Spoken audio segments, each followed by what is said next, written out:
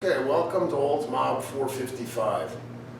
Right now we got this thing, and it's probably been sitting outside for years. There's no spark.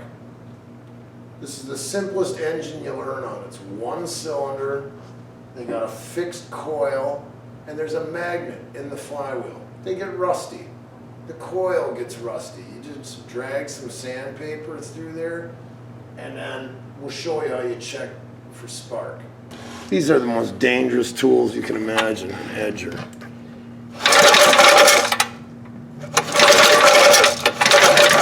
So we're not getting anything.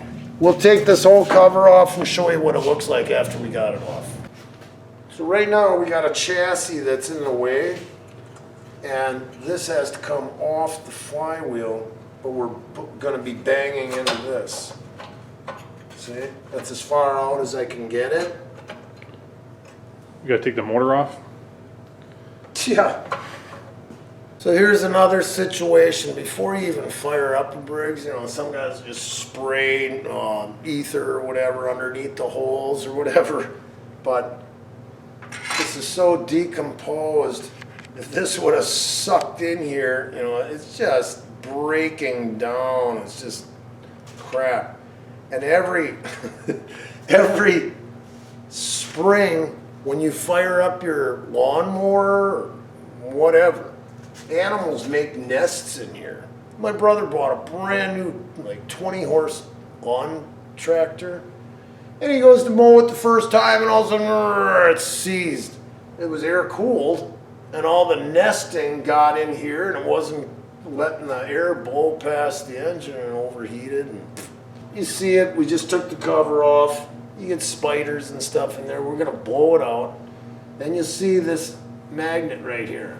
All it does when you're cranking it, it does a sweeping action, and just that magnet flying past this coil induces a voltage, well, makes a spark. So we're just gonna sand that. There is a gap that you're supposed to have in between here, but I usually just put the sandpaper through there and run it through, and it cleans underneath here. Otherwise, you can take these two screws off.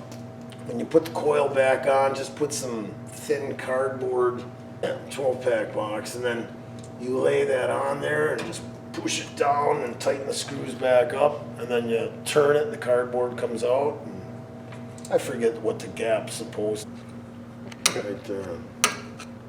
And then everywhere else, it's just regular. And then there's the magnet. So you'll see while we had this all apart, you might as well blow out all the fins, because there was mud and dirt and cobwebs and all that. And anything you can do to help it cool off is a lot better.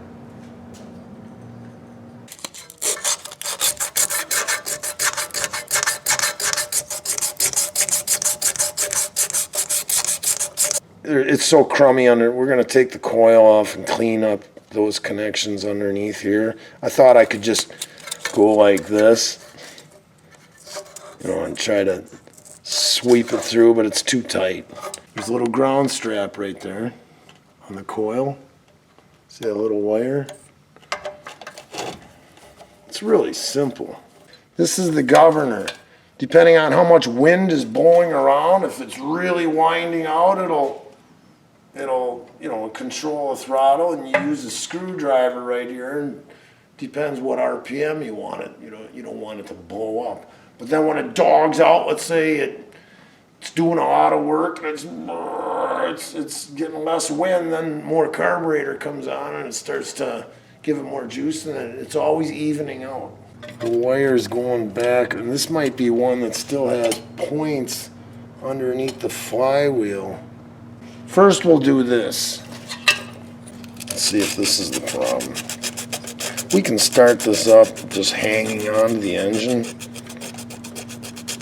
If you don't have the right puller, you can just put tension on it, knock it with a hammer, and she'll pop the flywheel free.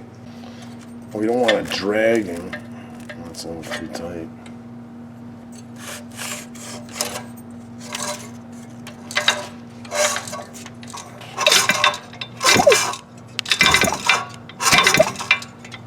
Nothing? Fight me the whole way.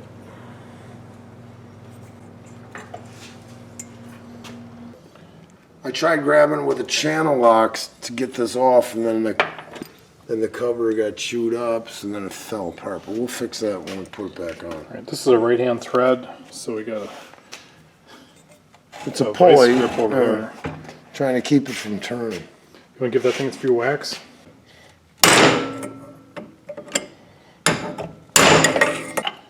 A couple good whacks got her off. A lot of guys just hold it and one guy knocks the flywheel or the crankshaft and it pops off.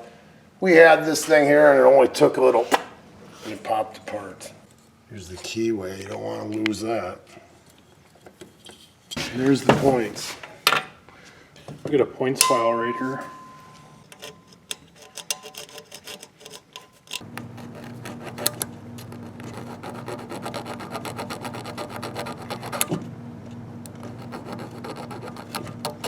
There, I gotta go to a fresh part. We got that nasty spot off of there. Then we're gonna try getting that better. Got this rig back together. We're trying to keep them as flat as possible.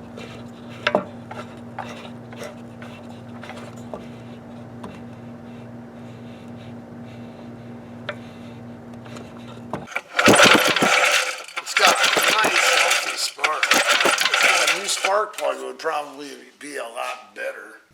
So it's got some soot on it and stuff, and it looks like it was fouled out too. So we got this thing, and you only use this on stuff you really don't care about, because there's always a chance of getting sand. Oh, we're gonna blow it out after.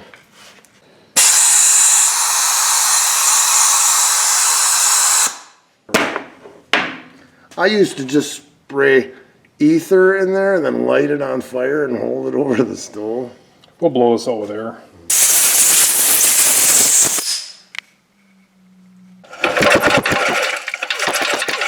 Pretty good spark. When you're checking for oil, when you take the cap off, it should be right at that ledge right here. Get some fresh oil in her.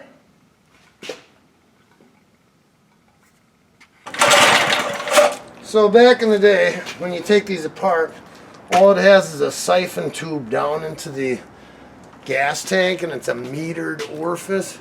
If that's clogged up, we're not getting gas.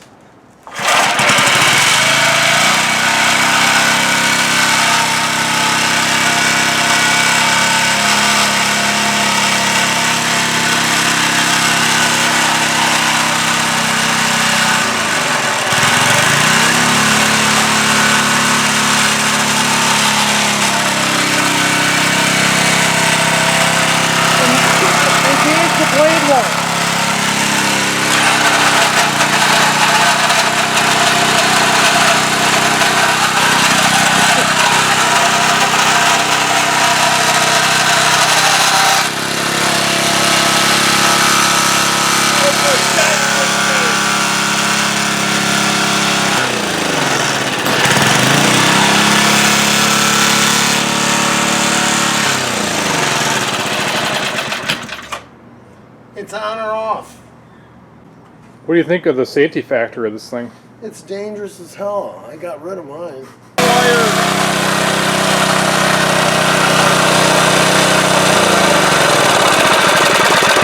So it's like either it's full throttle or you turn it down, it kills on that ground wire.